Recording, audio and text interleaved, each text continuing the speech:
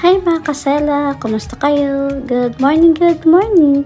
Welcome to my channel. For today's video, I will be sharing our Baguio Escapade Part 2.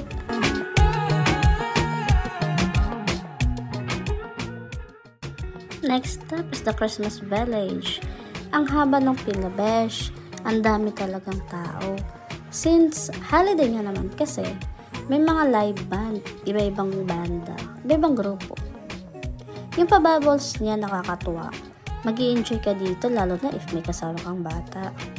Hindi naman kami nagtagal masyado. Kasi nga, ang lamig mga kasela. Ayan nga at nag-enjoy kami ng kaka-picture taking.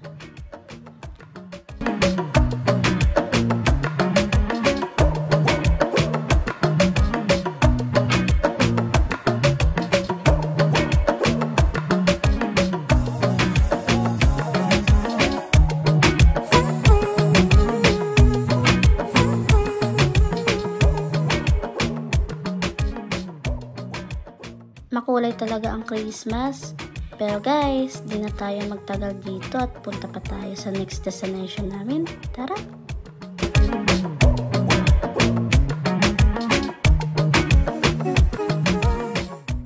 Ito ang night market. Maraming mabibili dito guys. Masipag ka lang mamili. Marami din ako nabili dito. Plus mura lang talaga siya. Maraming buy one take one. Meron pa nga take two. Lalo na mga pasalubong nyo. Noong una ko pupunta dito sa Baguio, hindi ako nakapag night market. Hindi ko kasi alam kung ano yun. Pero yung second and third na, nag night market na ako. Second day na namin at pauwi na din kami nito. Picture muna sa transient with my fam-bam. May mga next destination pa kami napuntahan. Ang aga kaya namin guys. Kasi for sure, yung pila ang haba na naman. Ito nga ang next namin ay Bell Church. Bring back memories tayo. Pictures ng mga unang punta ko dito. Akalain mo yun, nung una mag-isa pa lang ako. Ngayon, may kasama na ako.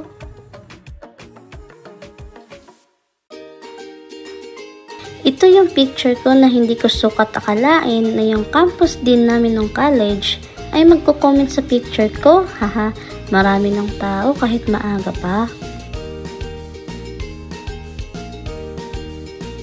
Kapag napunta ka dito, maganda talaga akyatin mo hanggang sa may pagoda.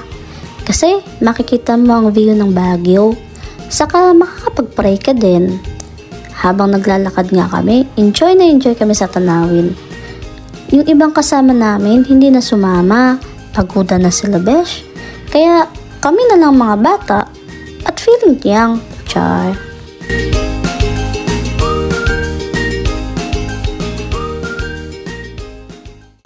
Yes, video and picture talaga hindi nagsasawa. Di talaga nawawala sa mga itinerary ang Bell Church. Basta kaya umakyat. Ang Baguio trip kasi, mga kasela, more on lakad, akyat dito, akyat doon. Pero maganda kasi sulit sa view. At yung weather maganda. Pero kung hindi siguro at grabe init, naku, kahit kaya ko pa yan, kayo na lang umakyat. Papunta na kami sa may malaking bell. Actually, nung unang punta ko nga dito, di ako nagawi dyan. Ibang way ang nadaanan ko. Ang lalaking bell. May kwento kasi yan. Pero research nyo na lang. Baka maubos ang oras natin.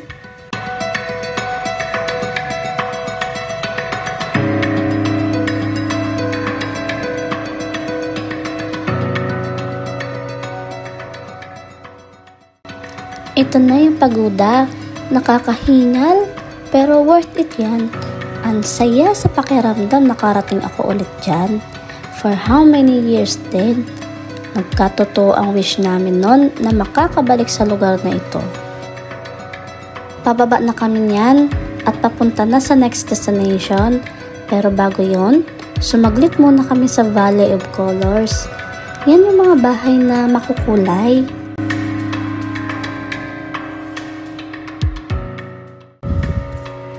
At ito ito na ang next stop namin, Tamawan Village.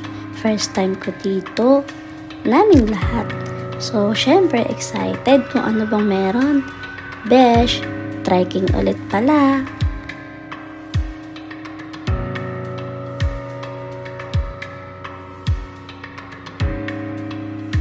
May entrance fee po dito ha. Una namin pinuntahan yung art gallery nila. May naka-showcase ng mga arts ng isang sikat na artist. Sobrang nakakamangha. Yung mga obra maestra niya. Yung presyo te, wag mo na din tanungin.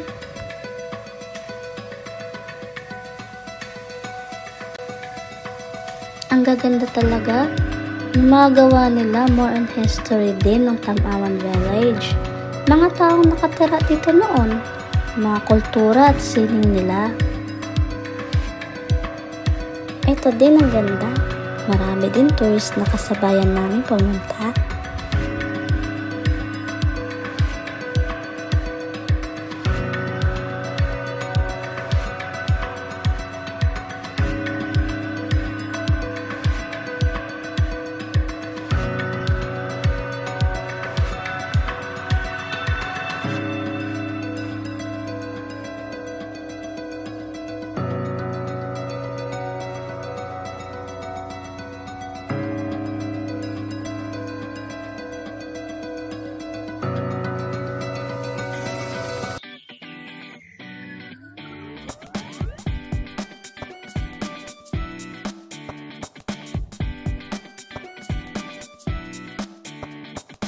Ito sakto may performance, ethnic dance ng Tamawan.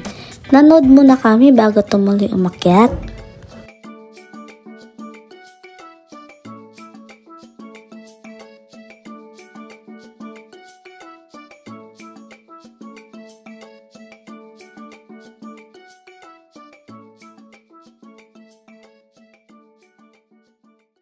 At nung matapos na, tumuloy na kami.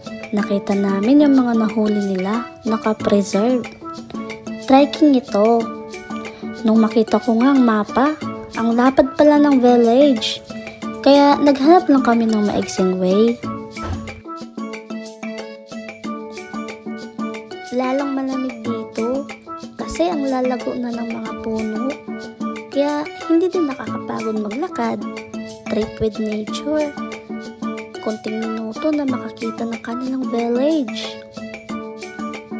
Pero alam nyo, habang naglalakad kami dito, ang nasa isip namin, makakita kami ng village talaga na andyan sila.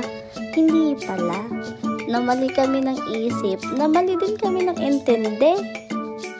Nakakatuwa lang pagmasdan kasi nai-preserve talaga nila ang nature na ito na malalaki ang mga puno.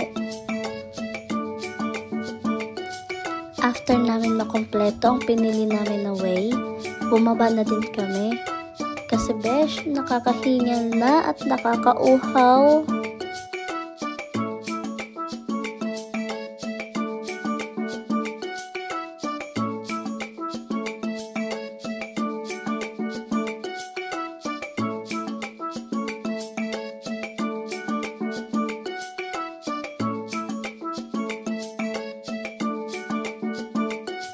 At sa puntong ito, yung mga kasama namin panay na ang tawag sa amin kasi yung mga anak nila pinagtatawagan na nila kaso hindi sumasagot.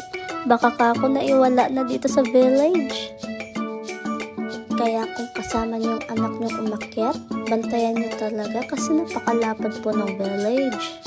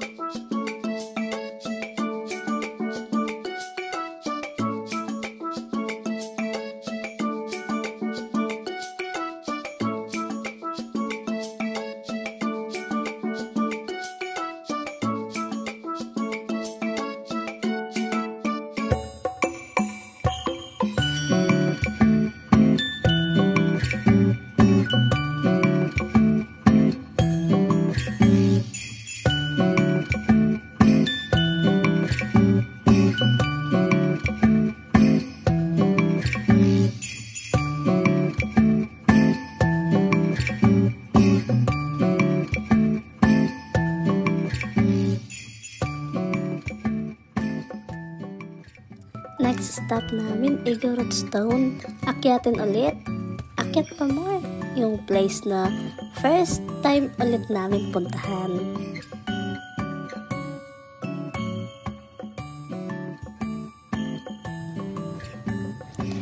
Nung una kasi namin, pangalawa, napunta dito sa Baguio. Wala ito sa itinerary namin. Hindi namin alam if bukas na ba nun or hindi pa. Or hindi lang namin alam.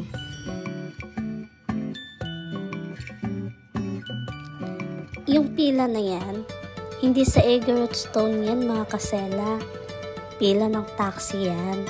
Pag wala ka kasing sasakyan at ng DIY trip ka lang, taxi is life talaga sa Baguio.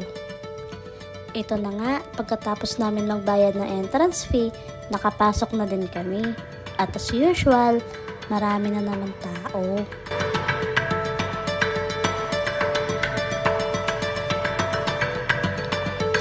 Malapad din ang area at ang ganda din ng tanawin.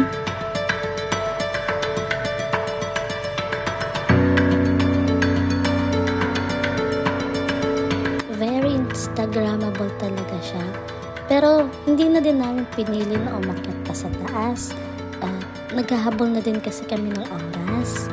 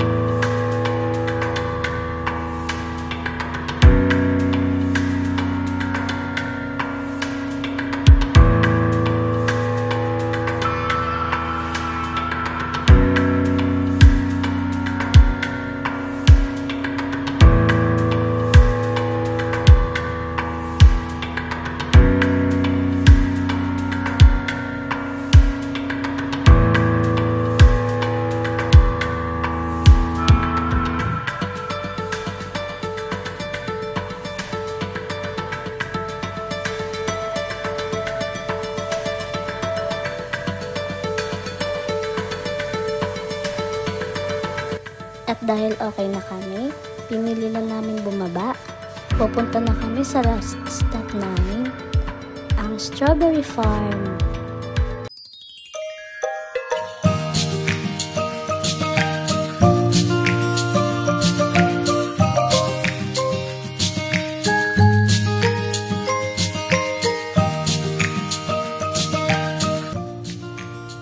Kaya din kami nagmamadali bumaba kasi yung fog bumaba na din. And here we are, Strawberry Farm. Dito marami din kayong mabibiling pasalubong. Dito na rin namin piniling mag-lunch. At pagkatapos namin mag-lunch, nag-ikot-ikot na din kami sa farm. Ang ganda pa din talaga ng Strawberry Farm. At marami na naman akong nabiling pasalubong. All in all, ang trip namin ay sobra kaming nag-enjoy. Parang kailan lang at nakabalik ulit kami dito. At bonus pa, kasama ang mahalagang tao sa amin. Sabi nga, find happiness in the journey. Piliin natin maging masaya palagi, gano'n man kahirap ang sitwasyon. Until next time, salamat sa pagsama. Like and subscribe. Thank you.